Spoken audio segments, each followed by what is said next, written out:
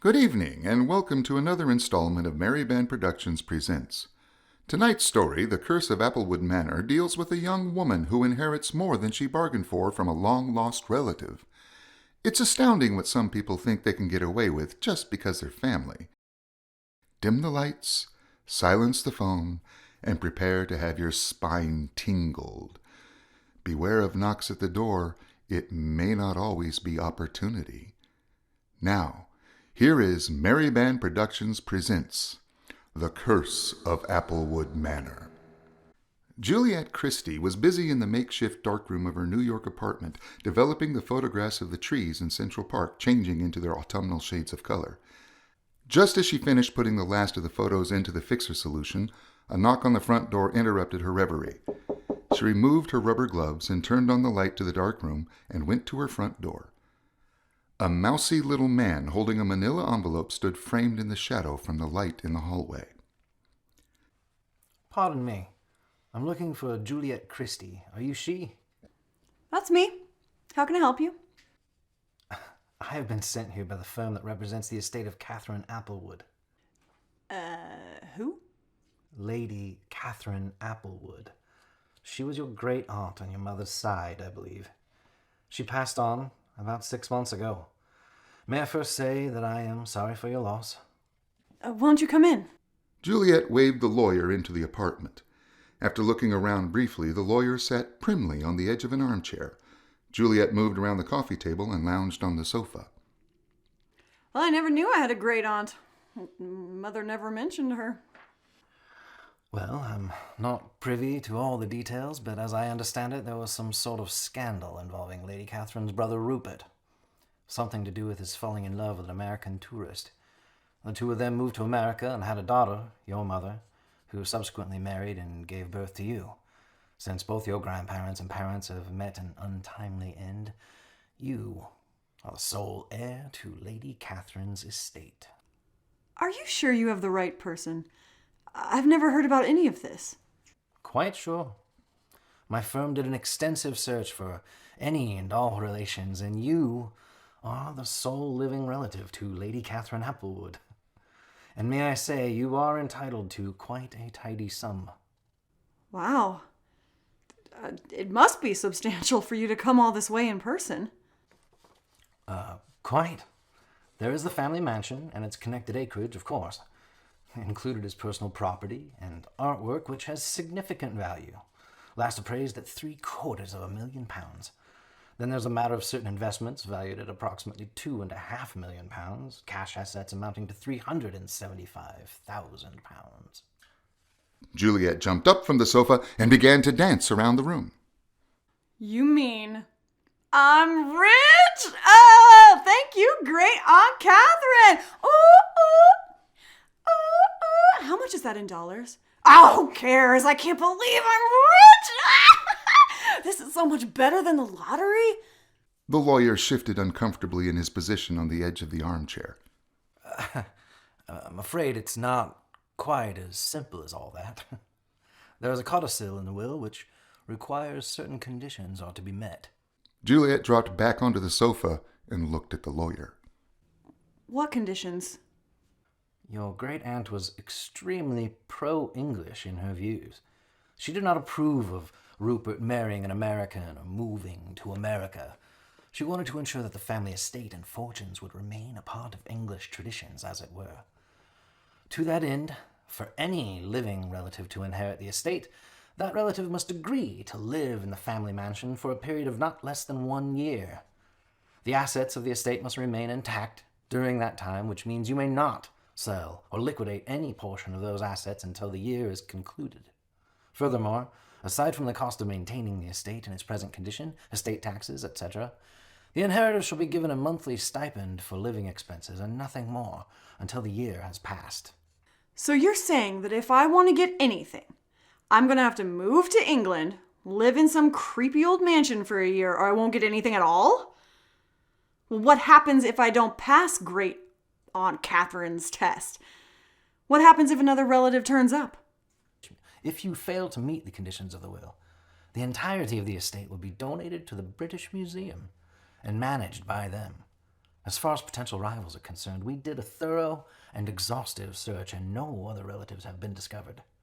Anyone claiming to be a relative would have to present ironclad evidence of their bloodline to even be considered, but should that happen, they would also have to meet the requirements laid out in the codicil, at which time our firm would act as intermediary for the division of assets.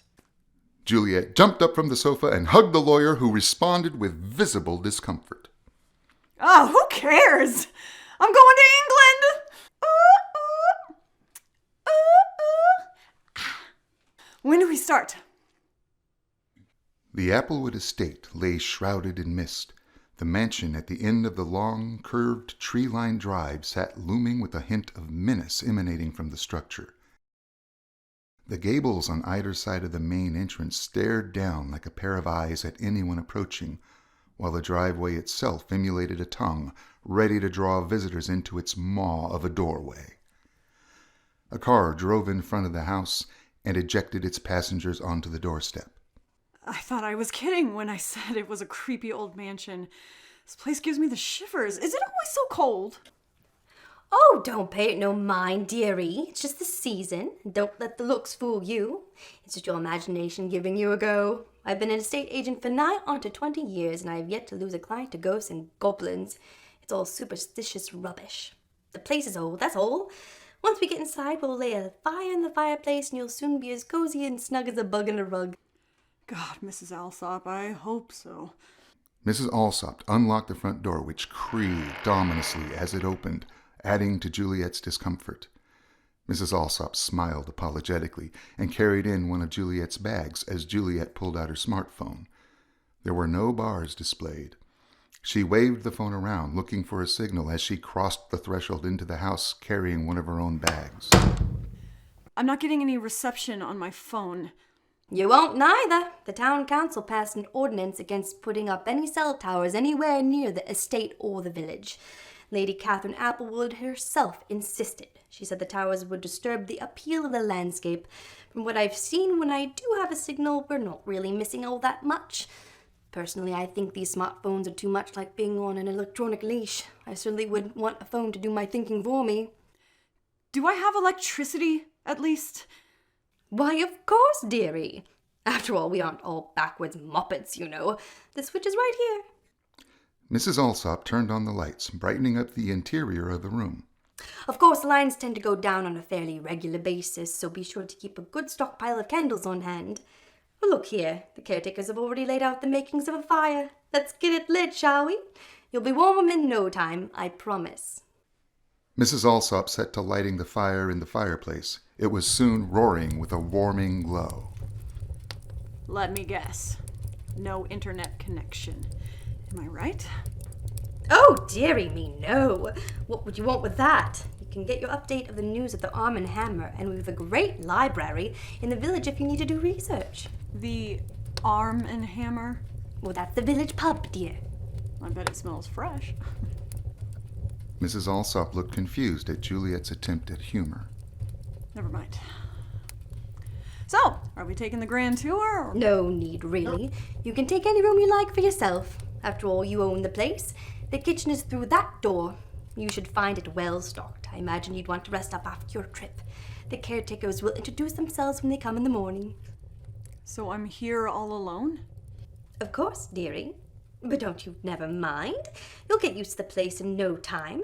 Now here's your key, and this letter was given to me by the barrister to give to you once you've taken possession. Well, I've got to be off. The mister gets all flustered if I'm not there to make his supper. Toodaloo! Juliet watched as Mrs. Alsop hurried out the front door to her car. She noticed that, despite her cheerful demeanor and positivity, Mrs. Alsop's sudden departure seemed more like a desire to get away than a need to get home to her husband. Juliet opened the letter and read. Dear Miss Christie, the receipt of this letter marks the beginning of your year of probation according to the terms of the will.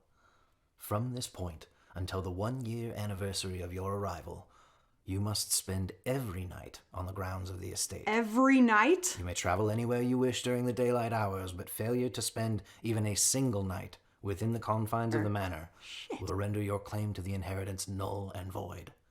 This letter is merely a Merely reminder. a reminder of the terms to which you agreed. Juliet tossed the letter into the fire. Well, this is going to be fun. Outside, the wind picked up, and the rain began to fall. A shutter banged in the wind. A door creaked in another part of the house. Juliet shook her head at the sounds of the house settling. She picked up her bags and went in search of a room to spend the night. Juliet's wrists were shackled and her arms were outstretched as chains pulled from either side of her. Waves of blood crashed and cascaded against her naked form, getting into her mouth and choking her, splashing into her eyes and blinding her. A voice whispered in her ear, speaking, chanting in a language she could not understand. Suddenly, Juliet woke up, gasping for air. Her sheets were soaked with sweat. Somehow the covers had wound around both her arms and the bedposts. She extricated herself from the offending wrappings and breathed heavily to regain her breath and her composure. Then she became aware of voices coming from the ground floor of the house. As she put on a robe, she glanced out the upper story window, seeing the figure of a man carrying what looked like a body into the back entrance of the mansion. She quickly and cautiously descended to the lower level. She followed the sound of voices through the dining room to the kitchen. I won't have you messing about with that thing in my kitchen. Take it outside and dress it properly. Yes, my dearest. Juliet walked in on a middle-aged couple arguing in the kitchen. The woman was thin, with a sharp, angular face and jet-black hair, pulled back severely into a bun. She was wearing a black dress with a white full-length apron. Juliet thought she looked decidedly Amish. The man, in contrast, was wearing tan overalls with a rumpled tweed coat. He was stout, with thinning gray hair and lines on his face that Juliet thought to herself must be the result of 1,000 tongue lashings. The man was holding the carcass of a dead pig. The man noticed Juliet and nodded in her direction. The woman turned to face Juliet, and they both immediately adopted a deferential attitude toward her. Good morning, miss. I was just preparing your breakfast. You're preparing a pig for breakfast? Oh, no, miss. This won't be ready for breakfast. At least not today. It's been bled and gutted, sure enough, but it still has to have the bristles boiled off, not to mention sliced, salted, and smoked. Be quiet, husband. No, miss. I was thinking you might like a traditional breakfast of bangers and mash, or perhaps an egg in a basket. I think I just lost my appetite. What were you serving? Bangers and mash is sausage and mashed potatoes with vegetables in gravy. Egg in a basket is an egg fried on a piece of bread. It's what we call comfort food. It's really quite good, miss. Ella turned sharply toward Alistair. Will you take that carcass out and put it in the kettle? She doesn't need to be upset by your carelessness. Alistair hung his head and exited through the outer door. Ella turned back to Juliet with a kindly look, well, as kindly as she could manage. I imagine that being you're from New York, you're more used to seeing your meat in cellophane packages. Out here in the country, we get all our meat on the hoof, so to speak. And who are you, exactly? Oh, goodness, miss. I clean forgot with what all the to-do. My name is Ellen. That lazy layabout who just left is my husband, Alistair. We've been the caretakers of the estate since her ladyship died. You weren't expecting us? Yes, Mrs. Alsop said you would be coming in this morning. I was just feeling a bit distracted when I saw your husband carrying in the pig. You must have been up early then. Juliet gave Ella a quizzical look. Ella took no notice. Now, I don't normally do the cooking, you understand, but as it's your first day in a new country, I thought it might ease the strain a bit. That is, until you can hire yourself a regular cook in the village. Unless, of course, you're the type who likes to cook for herself. And now that we've gotten acquainted, let's get on to business. Will you be wanting Alistair and myself to continue on as caretakers, or will you be hiring your own staff? Oh, I haven't given it any thought. What do you do here? Oh, the usual. Clean the place, make repairs as needed, general upkeep. I told you I don't normally cook, so if you expect me to keep doing it, that'll cost you extra. Well, why don't we leave things as they are until I can get my bearings? This is all new to me. Fine. Now we have one ironclad rule. Alistair and myself will not stay after sundown, so don't ask us to stay late for any reason. Whatever needs to be done can be done during daylight hours. If you don't like it, you might as well fire us now. Why, yes, ma'am. Just so's we're clear, miss. Now, you get yourself dressed and I'll have your breakfast for you in a jiff. I was thinking I might go to the village today. Are the roads very bad? No more than usual, miss. Why shouldn't they be? Well, I just thought with the storm last night, they might have gotten too muddy. I don't know what you're going on about, miss. There hasn't been any rain for weeks. Come with me. Juliet followed Ella to the front door, which opened with a heavy creak. Ella pointed to the driveway and beyond. See, miss? Dry as a bone. Huh. You're right. That's strange. I was sure it was storming last night. Must have dreamed it. Well, never mind. Yeah, you get breakfast ready. I'll be down shortly. As you wish, miss. Juliet went up the stairs to her room as Ella returned to the kitchen.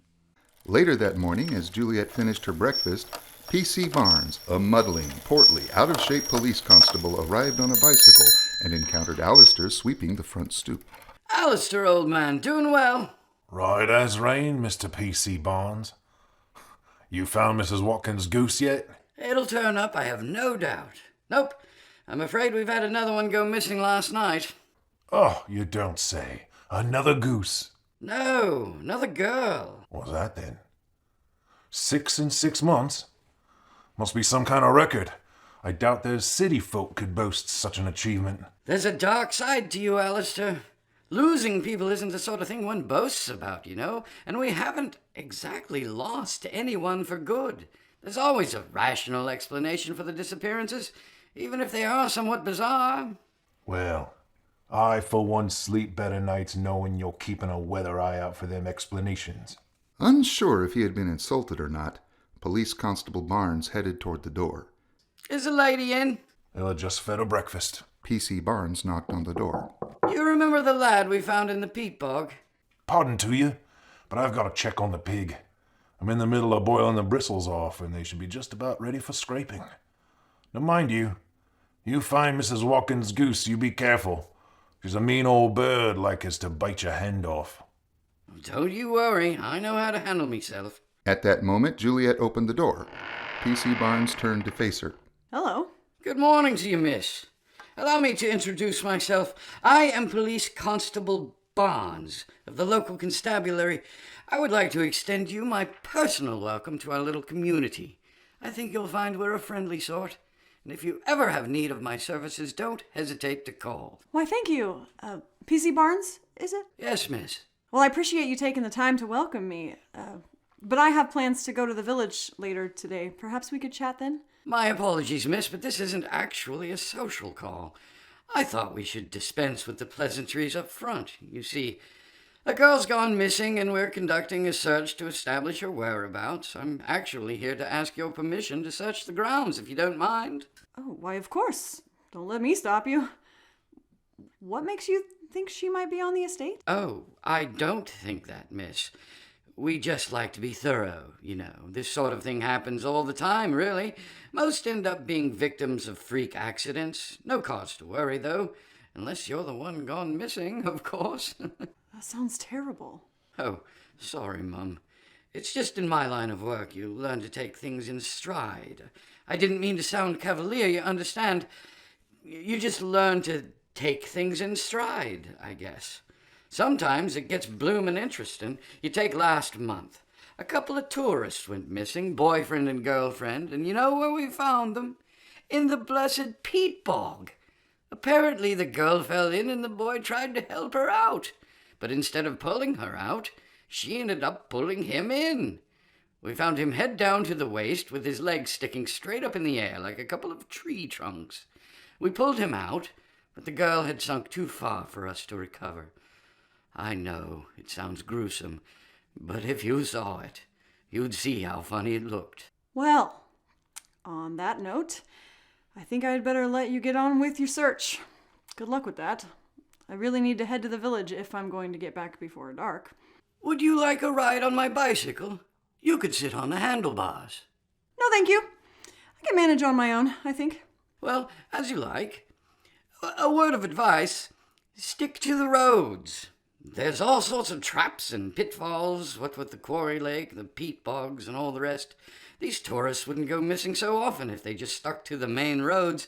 It's all that wandering around they do that gets them into trouble. Thank you. I will keep that in mind. Good day.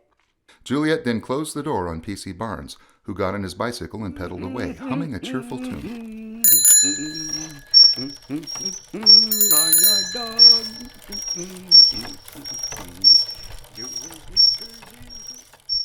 Juliet walked to the village and spent the better part of the day ensconced in the village library, researching the history of the Applewood family and the estate. She pored over histories and various newspaper accounts. What she found did not set her mind at ease. Rumors of connections to the infamous Hellfire Club, wild sex parties, and one vague reference to the infamous Countess Bathory, who was rumored to bathe in the blood of virgins to retain her own youth and beauty. The thought of this rumor, combined with her own dream from the night before, unsettled Juliet's peace of mind. She decided to visit the Arm & Hammer pub and get a stiff drink to settle her nerves before the long walk home. The Arm & Hammer pub was populated with the kind of colorful characters you can only find in the English countryside. After their customary day of toil, the men were busily sharing a pint and swapping lies to entertain themselves. The patrons showed evidence of their penchant for hard work and hard living, including the female denizens, of which there were a slight few. Juliet's arrival did little to dim their raucous and cheerful revelry. Being in the warm and jovial atmosphere of the pub had the immediate effect of lifting her spirits. She took a seat at the bar. What can I do you for, miss? Something strong. A good stiff drink.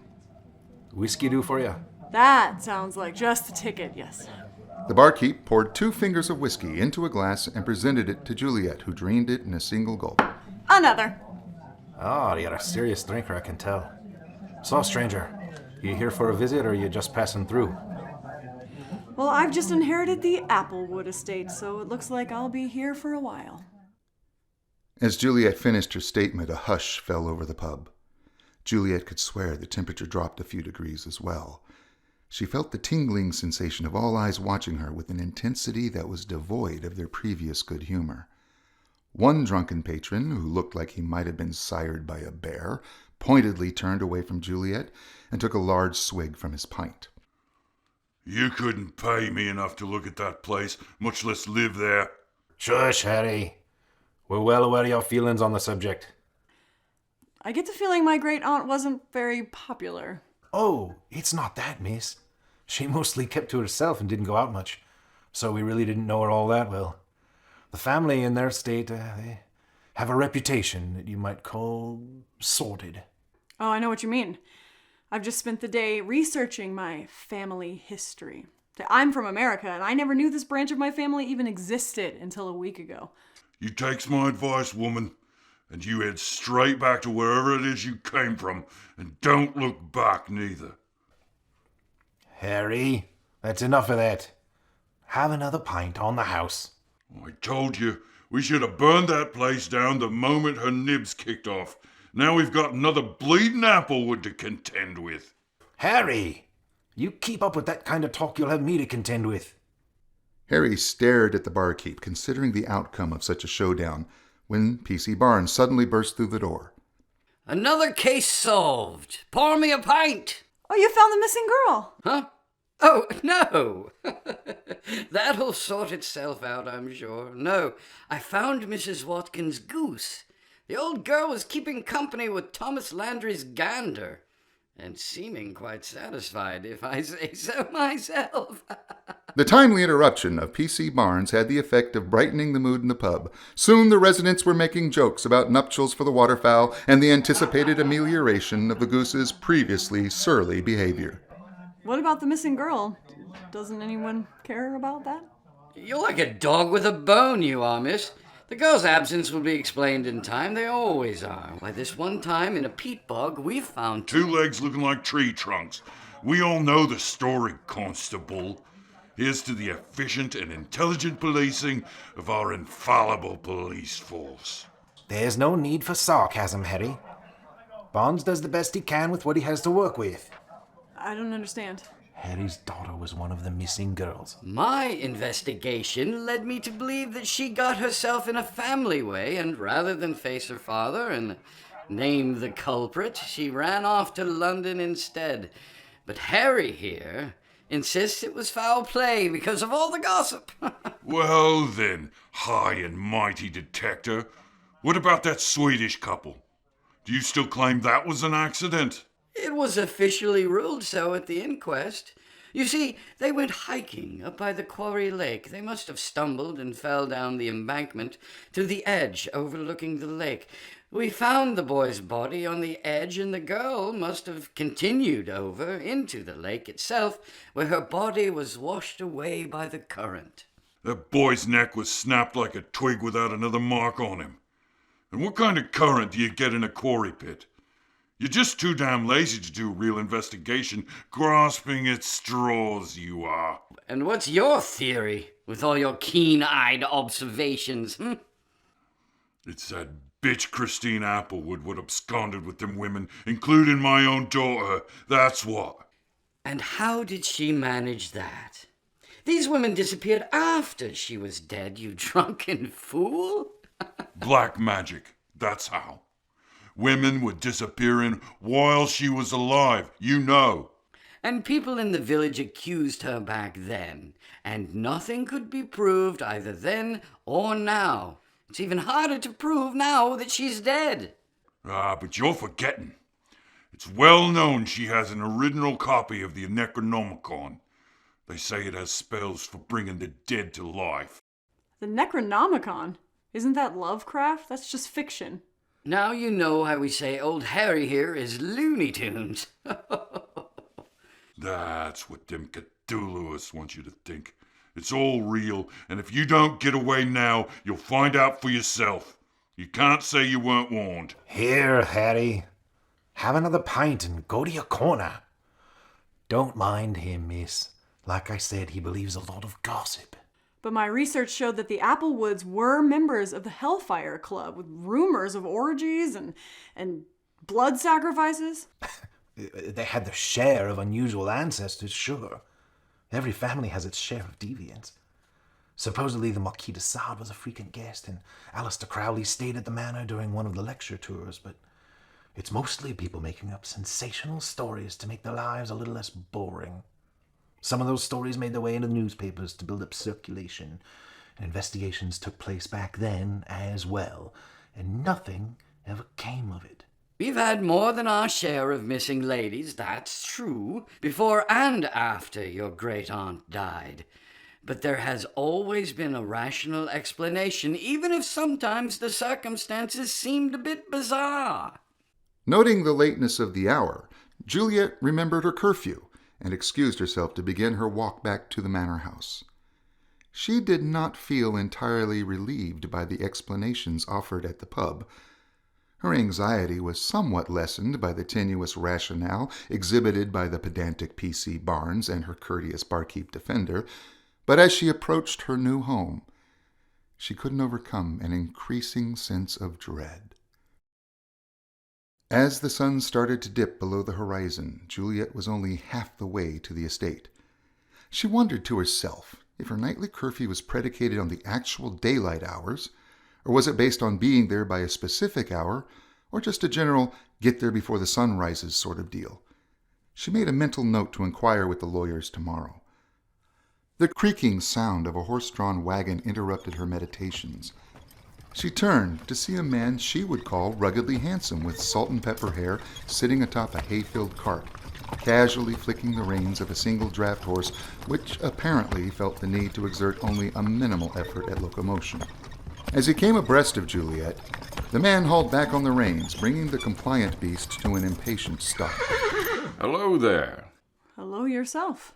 It's really none of my business, but I wouldn't recommend a girl like you walking alone in the countryside at night.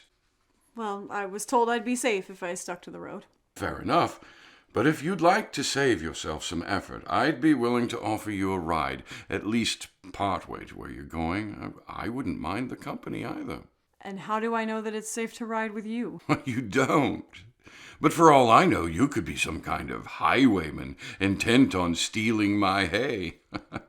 I'm willing to risk it if you are. The man presented Juliet with an affable smile, which she returned in kind. He reached out with his hand, which she accepted as he helped her up onto the seat of the cart. The man then flicked the reins, and the horse begrudgingly began slowly moving forward. So, where am I taking you? I'm going to the Applewood estate. Why in God's creation are you going there? I'm the new owner. I inherited the place. I thought as much. You've been the talk of the village, you know. It's nice to put a face to the rumor. I'm Thomas Landry. Juliet Christie. I've heard of you, too. Apparently you have a gander that's been courting Mrs. Watkins' goose. At least that's the talk of the village I've been hearing. So, we both know each other by reputation. I'll let you in on a little secret. I got that gander specifically to entice the widow Watkins' goose. Why on earth would you do that? Have you met the widow Watkins? Not yet. Well, she's a mighty handsome woman, she is. I've been pining after her since we were kids. When her husband died, I saw an opportunity to get into her good graces. You know the phrase, what's good for the goose is good for the gander. Yes. Well, I figured what's good for the goose is good for the goose's handler. You see, as long as those two geese run off together, it'll make a fine excuse for Emily and I to bump into each other, casual like. Then I can plead my case to win her over. Well, aren't you the devious one? Oh, it's all in good fun. Just don't let on that you know what I'm really up to. I'm trusting you on this. Your secret is safe with me. They rode a while longer, chatting amiably, as Juliet forgot the ominous misgivings brought about by her inheritance. Having achieved the happiest moment since her arrival, it quickly dissipated as they arrived at the gates of the estate. Thomas pulled the lethargic steed to a halt. We've arrived, milady. You should have no trouble making your way home from here. You could come up to the house for a drink, if you like. It's late, and Sheba here is in a hurry to get home to her oats. Really? I know it doesn't seem like it to you, but she's been moving at what counts at a full gallop for her. At that moment, Sheba, the plow horse, craned her neck around to look at her two passengers and let out a whinny that oddly resembled a laugh, as if she had understood what was just said. See? All right. Well, how about a rain check? That's fine. A word to the wise, though. Don't go inviting too many people onto the estate after dark. Most won't accept, and some will be outright offended. But why? Superstition, mostly. This place has the reputation for being haunted. I don't believe in that nonsense myself. I'm a practical man. And yet you refuse to come in yourself. I truly do have to be going. You're a city girl, so you don't understand. We live in what we call a wet climate, you see. I have to get this load of hay into the shelter of the barn before the dampness gets to it. Otherwise, it'll get all musty and moldy. Under any other circumstances, I'd be telling Sheba to be patient and take you up on that drink. Such a convenient excuse. Tell you what, I'll prove I'm on the up and up and come by tomorrow at this same time to have that drink.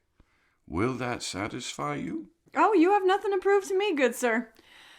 But you are more than welcome to drop by any time. Tomorrow it is, then. You have yourself a very good night.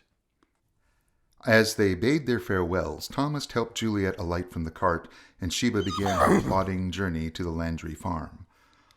Once Juliet passed through the gates of the Applewood estate, her cheerful demeanor drained away with each step. A light fog began to form, and through the mist her eyes began playing tricks on her. She thought she saw a man in the woods, but when she looked more closely, it was only a tree. Or so she told herself.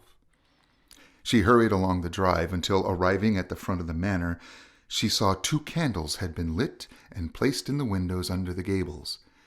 The effect of the lights caused her to imagine that the house was a face, with two burning eyes piercing into her soul. She made her way through the door to find a fire burning in the fireplace, which helped create a more cheerful atmosphere that countered the oppressive feeling of the manor's exterior. Juliet flicked the light switch with no result. She idly wondered if it was Ella or Alistair that had lit the candles and laid the fire. She headed up to her bedroom for a night's rest. As she looked out the window, she noticed that there was a blood moon in the sky. That night, the dream of blood returned, waves cascading against her body, splashing into her mouth and eyes. Only this time, a woman appeared before her, aged, wrinkled, and bent. The woman splashed the blood over herself, massaging it into her skin, causing the wrinkles to flatten, the skin to tighten, and her body to straighten. The woman suddenly turned to Juliet and instantly was transported to within mere inches of her face. She spoke. Stay alive. You must not die. You must live to fulfill my destiny. Hear me now. You must live. Juliet awakened with a start. It took her a few moments to adjust her awareness to her surroundings. The bed felt cold and hard against her back. As before, her arms were pulled away from her side and she turned her head to untangle the bed sheets from her wrists, only to discover that she was, in fact, chained, as in her dream. Was she still dreaming? As her eyes adjusted to the brightness of the room, she became aware that she was in a subterranean chamber, laying in a sort of bathtub. The chains on her wrists were pulled tightly to either side, preventing her from fully reclining. In one corner of the room, a great cauldron was boiling, heated by a raging fire that illuminated the tableau. To one side, a large tome lay open on a small table. To the right of the table, Juliet saw, to her horror, a pile of bodies. Young women with their throats slashed and their torsos disemboweled. Next to them, a pit from which emitted a fetid odor. As her mind struggled against the shock and encroaching madness threatening to overwhelm her, she looked upward to see a complicated chain and pulley system attached to the ceiling. Suspended from one of the chains by her heels was a young girl struggling with indescribable terror, her face contorted with her screams, yet only a hissing sound escaping from her lips, as if her vocal cords no longer functioned. Juliet tore her eyes away from the girl, only to spy a tall, gray man pulling on the chains, positioning the girl to hang upside down directly above her. She looked back at the girl and saw those frightened eyes staring into her own, pleading for mercy, for help, for release from her bondage. Her sight was obscured by the passing of a gray hand holding a sharp knife that passed swiftly through the neck of the hanging girl, nearly severing her head from her body. The warm blood pumped from the gaping wound, splashing over Juliet's chest and running in rivulets down her waist and into the tub, which Juliet now saw was nearly full with the scarlet substance. The girl's corpse continued to convulse as if it were still alive, causing the blood to splash into her face and lips where she could taste the coppery flavor. Juliet turned her face away to escape the gore exploding upon her and tried to spit the horrid taste from her mouth when she became aware of Alistair sitting quietly among the corpses, stroking the hair of one of them. It was jet black hair, pulled tightly into a bun, and Juliet recognized the victim as Ella. Alistair looked up apologetically. There's only so much abuse a man can take, miss. Juliet screamed. The tall, gray man crossed over to Juliet. His face was scarred as if he had been badly burned. The flesh was pale in the texture of old papyrus. He reached out to Juliet with gnarled fingers that were deceptively strong and gentle. With a sharp slap across the face, he brought Juliet's mind back into focus. He spoke with a hoarse, raspy voice. Be calm, my child. The ceremony is nearly complete. You weren't supposed to awaken, but that can't be helped now. Try to relax. Juliet panted uncontrollably for several minutes, attempting desperately to awaken from the nightmare, trying to deny that this was truly happening. In the interim, as the girl's body finally drained of blood, the gray man pulled the chains of the pulley system to maneuver the body over the awful pit and sliced open the girl's torso, pulling out her entrails and internal organs, depositing them into the pit like a hunter field dressing a deer. He then lowered the body onto the pile of corpses and removed the chains from her ankles. At this moment, some semblance of reason returned to Juliet. Who are you? What are you going to do to me? I am restoring life to my one true love, my soulmate, my sister. I betrayed her, and for that she has punished me, as you see by my current condition. But she has also forgiven me, and once I return her to her former state, I too shall be healed, and we can resume our former status together. I don't understand. Who is your sister? Why, your great-aunt Catherine, of course. Your inheritance was arranged to bring you to this moment. Don't you understand? Rupert. You're Rupert. You're my grandfather. Rupert smiled benignly at Juliet with his twisted, half-decayed lips. He walked over to the tub and took a seat next to it, dipping his hands in the blood and gently pouring it over Juliet's head, wiping it from her eyes as if he were bathing a child. The moment was so surreal that Juliet acquiesced to his ministrations. Yes, child, I am your grandfather. Your very existence was predicated on the possibility that this ritual might be necessary to perform. What ritual, grandfather? The ritual described in the Necronomicon that allows a person's spirit to inhabit the body of a living descendant, causing that person to live again. Your mother died too soon, which leaves only you as a suitable vessel for Catherine's spirit. You should feel honored. After all, we're family. Thanks to you, our legacy will live on. So the rumors are all true. The Necronomicon is real? Everything. The Necronomicon, the cult of Cthulhu, the magnificent parties, the freedom to act without consequence. You have never experienced the utter joy of being what some moralistic fools have termed evil. Well, what will happen to me? Your spirit will be released to inhabit this house where you can partake in all our debaucheries for all eternity. On a metaphysical level, at least. Enough talk. I must invoke the incantation to channel Catherine's spirit into your body.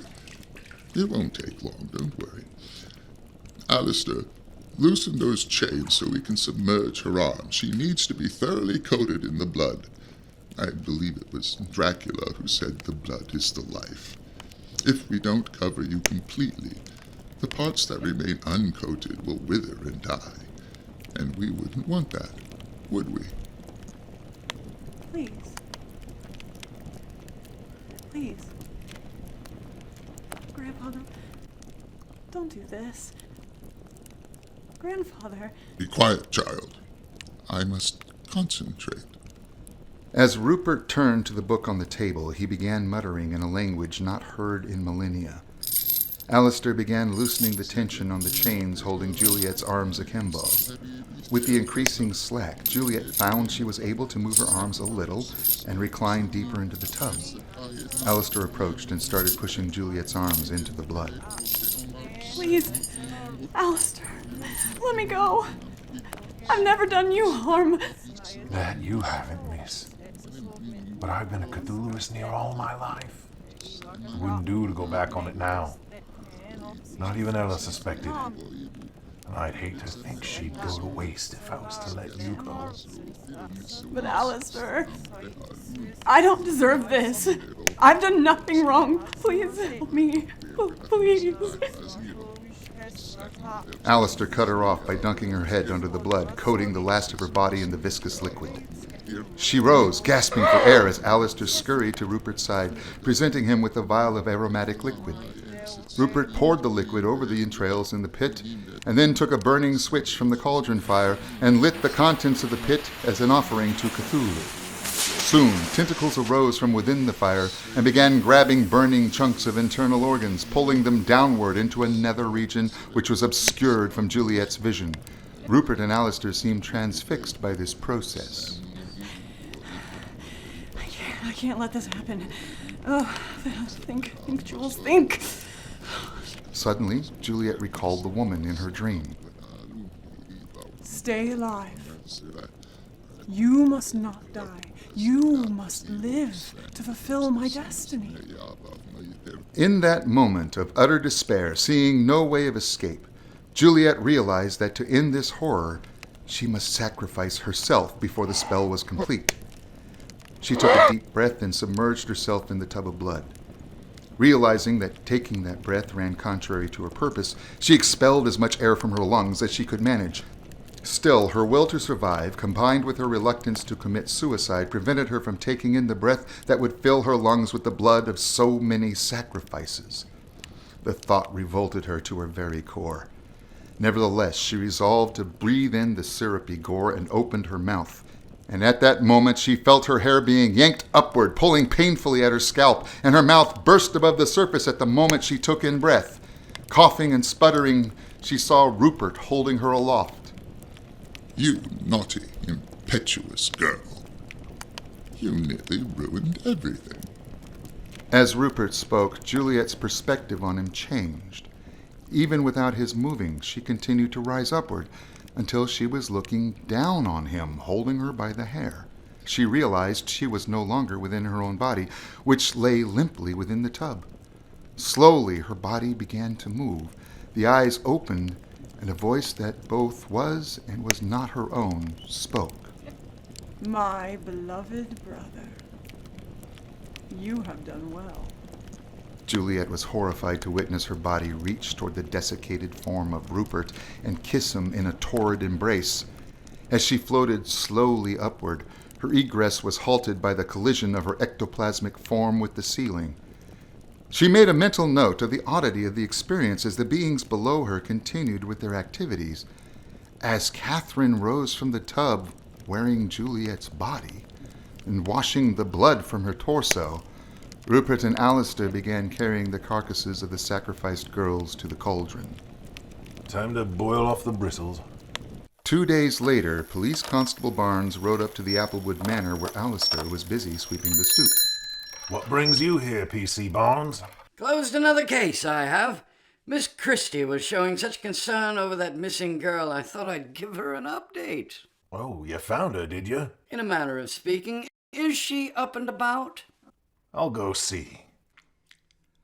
Alistair approached the door just as it opened, revealing Juliet and Thomas Landry. Why, Officer Barnes, what brings you here? Well, considering how concerned you were with the girl what disappeared, I thought you'd like to know that she's been found. Well, that's wonderful. Is she all right? Not quite. You see, she apparently fell into a threshing machine. Nothing left but her head, poor girl. In point of fact, it was your threshing machine, Tom.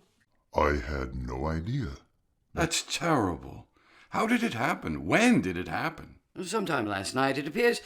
She must have been fooling about in your barn and fell from the hayloft. Best we can figure, she must have hit the switch when she was trying to climb out. I wish I had been there. I might have been able to prevent it from happening. In point of fact, I was about to ask you what you were doing at the time of death. Well, we were trying to be discreet, but Tom was with me. He came over for a drink last night, and, well, he never left. He's been with me the entire time. So, Mrs. Watkins has some competition, has she? I think you can safely say the widow Watkins will have to find another gander for her goose. Well, congratulations to the two of you. Isn't love grand? At that moment, Alistair emerged from the house. Here you go, PC Barnes. Freshly made sausages, courtesy of Ella. And how is your wife doing, Alistair? Oh, her sister is taken ill. She's gone to take care of her. She may be gone for some time, I'm afraid. I'm sorry to hear that. Well, best of luck to you all. I'm off to do my rounds, and thank you for the sausages. You're very welcome. Well, Rupert, my love, shall we retire?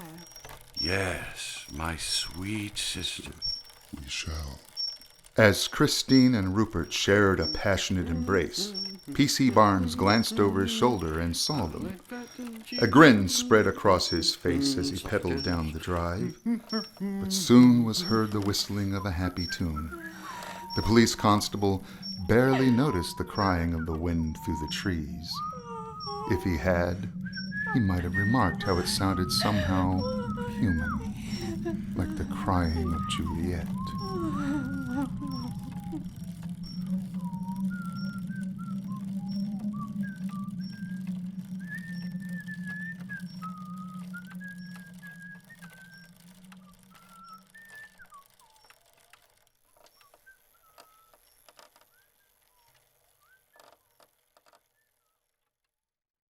We hope you've enjoyed Merry Band Productions Presents The Curse of Applewood Manor.